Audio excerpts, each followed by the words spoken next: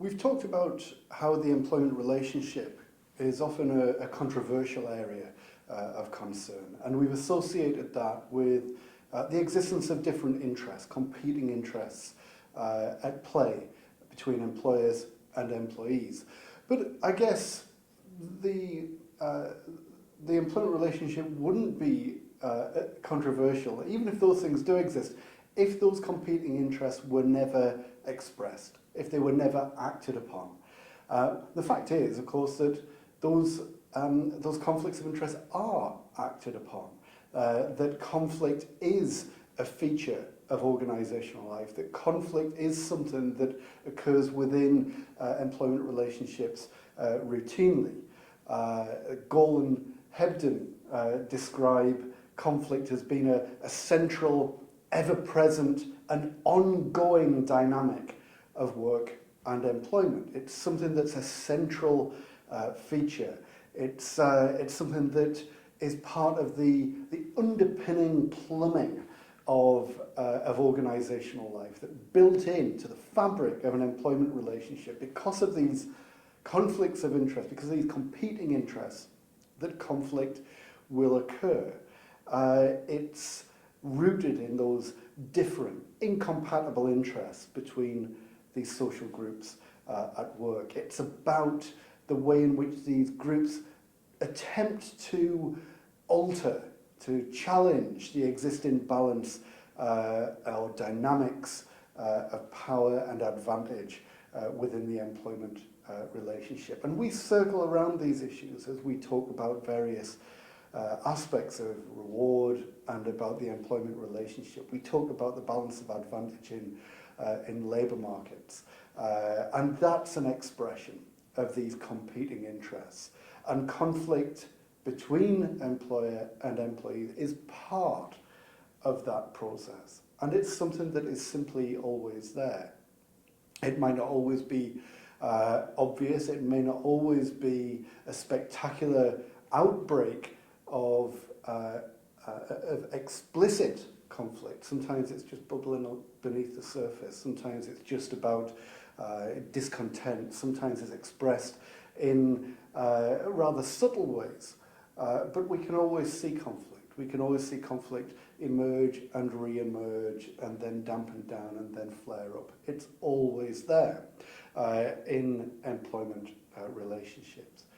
Kerr talks about conflict at work and what conflict at work looks like as being as unlimited as the ingenuity of man, that conflict can be expressed in all kinds of different ways and will be expressed in all kinds of different ways, given the circumstances, given the tools and resources at hand, given the issue. It will be expressed in all kinds of different ways. So the issue about conflict in employment relations isn't so much as does it exist, but what is it like? Conflict over what? Conflict between whom? Conflict by what means? So these are the areas of concern, the areas of interest, the things that we need to understand when we're trying to make sense of how does conflict play out within employment relations. And as far as we're concerned, it's a particular interest because when we turn to that first question, conflict over what, one of the key issues, typically the most common form of conflict within employment relations is about differing interests over rewards, differing interests over wages, over conditions of work, conditions of employment, whether that's extrinsic rewards or intrinsic rewards. The key source of conflict, the key conflict over what is rewards. But it's not the only thing. We may see conflict at work because of differences over values and ideologies between employer and employees. It may be that we see conflict within the employment relationship about the nature and extent of managerial power, that there is an assumption that managers have a right to manage, but what is the extent of that right? Where does that line sit? At what point is a management request reasonable, and at what point does it become unreasonable? And then it seems legitimate to resist. And there you are explicitly challenging the power of management to direct and control. We may even find examples of conflict over the direction of organisational goals, that whilst we consider it a normal feature of strategic management for management to set the strategic direction of the organisation, as we've discussed when we're thinking about stakeholder approaches to the employment relationship, those choices have a wider impact than just the representatives of shareholders.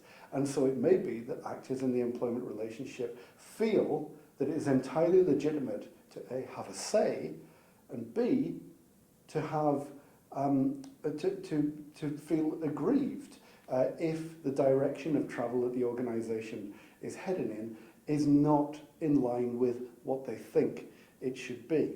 So there are all kinds of things that over which conflict can emerge in organisations. How it gets expressed, as I say, depends upon all kinds of conditions, but key issue affecting the nature of conflict in organisation is something that we call agency. That for these conflicts of interest to actually take form, to become something tangible, requires agency. It requires a mechanism. It requires an institution, an organisation.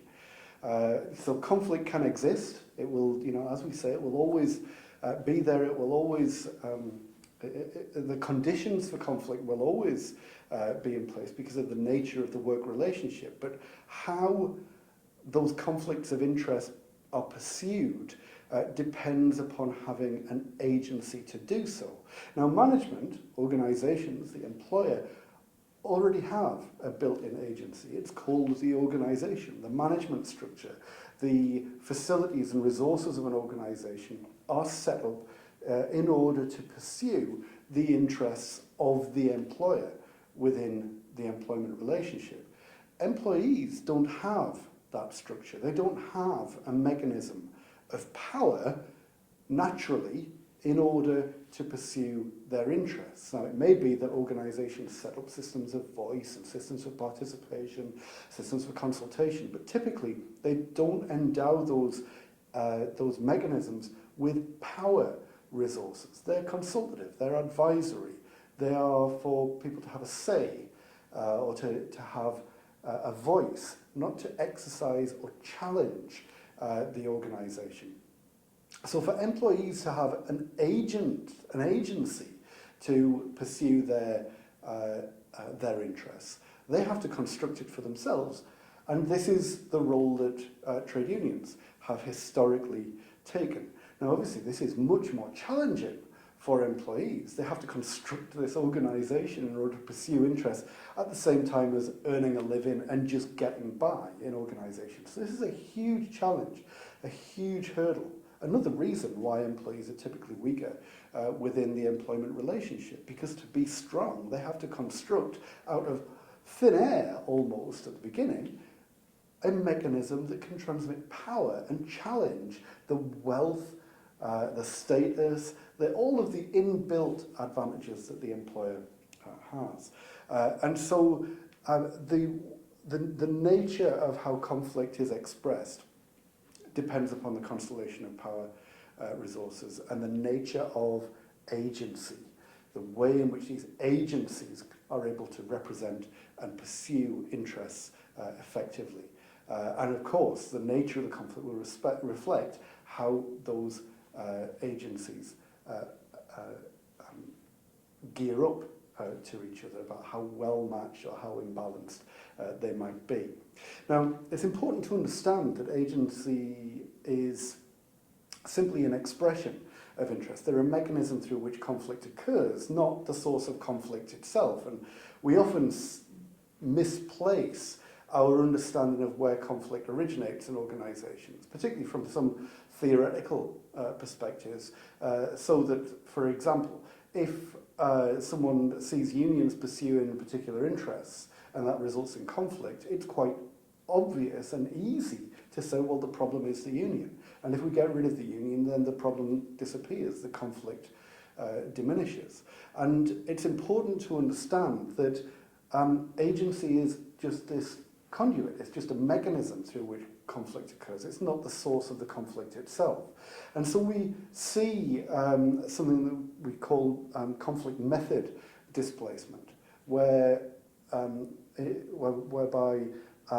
when one agency for the expression of conflict is dealt with, so say in Western economies where unions have had a bad time over the past 20 or 30 years, does that mean that conflict has disappeared? No, it doesn't mean that conflict has disappeared. It means that conflict has gone elsewhere, that we see a trade-off from one form of conflict expression, strikes, industrial action, overtime bans, works to rule, whatever it might be, organised collective conflict, to something else. It might be more covert, more individual. It might be sick outs. It might be just poor performance. It might be absenteeism, or it might be that conflict goes into the legal system through employment tribunals or whatever, because the mechanisms out there to resolve the conflict internally within the organisation. So conflict method displacement is an important way of understanding how dealing with conflict is not about getting rid of agencies for the expression of conflict. It's about identifying and resolving the issues that lead to conflict. Now, we've talked about theories of employment relations before, and clearly our approach to conflict will clearly reflect the values and assumptions that we hold about what is legitimate, what is right, what is acceptable within the employment relationship. So if we take a unitarist approach towards employment relations, we think that work is something mostly about earning a living, that shareholder rights are paramount, and so on and so forth, then conflict may simply be seen as a diversion from that, that it's unnecessary, illegitimate, that order and harmony are the natural state of affairs. There's no reason why interests can't be aligned in organisations, and so if conflict emerges within organisations, it's a bad thing, and also probably simply caused by either bad management or troublemakers on the employee side, something that should be dealt with by getting rid of the problem, and that conflict itself is the problem. If we think about the employment relationship from more of a pluralist point of view, we may see conflict as more natural. It's something that happens because there are a multiplicity of interests that exist within the employment relationship, and resolving them is difficult and complex, and that conflict is part of the way in which we find solutions to those problems. It's part of the interchange, the exchange, the dialogue that takes place. And so long as conflict doesn't become unhealthy, doesn't become endemic or embedded in the organisation, it's perfectly natural and accessible and acceptable. The role of management from this point of view is to find the appropriate institutional framework within which the problems that underlie conflict can be resolved. A more radical view of conflict at work is that it's simply inevitable, that conflict is an inevitable outgrowth of the uneven distribution of organisational and, more broadly, societal and economic resources between workers and employers. And until those fundamental disadvantages for groups within society and within organisations are overcome, then conflict is inevitable and something that we can't simply wish out of existence.